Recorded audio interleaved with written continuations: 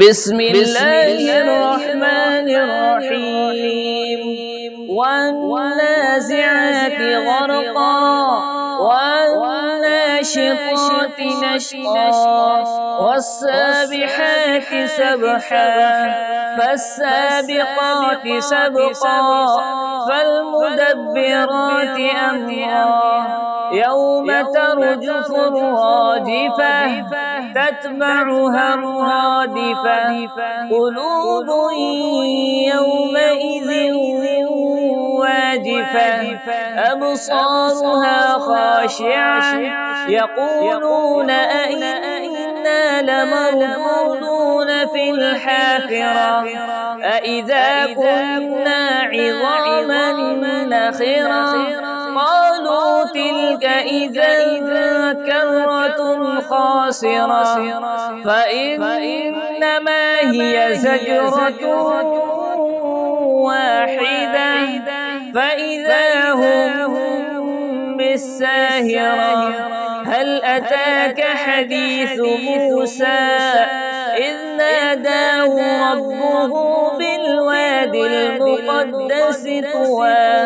اذهب إلى فرعون إنه طغى فقل هل لك إلى أن تزكى وأهديك إلى ربك فتخشى فأراه الآية الكبرى فكذب وعصى ثم أدبر يسعى فحشر فنادى فقال أنا ربكم الأعلى فأخذه الله نكال الآخرة والأولى إن في ذلك لعبرة لمن يخشى أأنتم أشد خلقا أم السماء بناها رفع سمكها فسواها وأغطش ليلها وأخرج ضحاها والأرض بعد ذلك دحاها أخرج منها ماءها ومرعاها والجبال أرساها متاعا لكم ولأنعامكم فإذا جاءت الطامة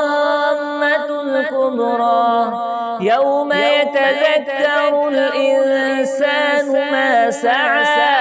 وبرزت الجحيم لمن يراه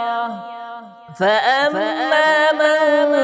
طغى وآثر الحياة الدنيا فإن الجحيم هي المأوى